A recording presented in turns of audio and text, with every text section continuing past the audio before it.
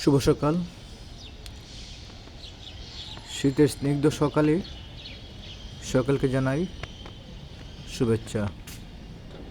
আশা করি আপনারা ভালো আছেন এবং সকলের সুস্থতা ও মঙ্গল আমি অ্যাডভোকেট মোহাম্মদ হারুনুর রশিদ কামনা করি।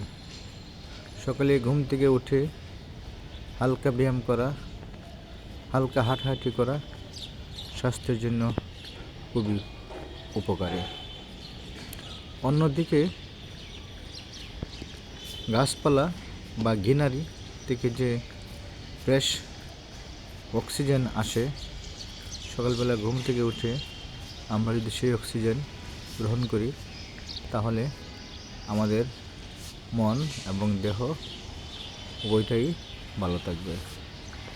আসুন সকালে ঘুম থেকে ওঠার অভ্যাস করি, সুস্থ সবল দেহ গড়ি। আবারও প্রেম, প্রীতি, ভালোবাসা, শুভেচ্ছা জানিয়ে আমি আমার সংক্ষিপ্ত ভিডিও এখানেই শেষ করলাম।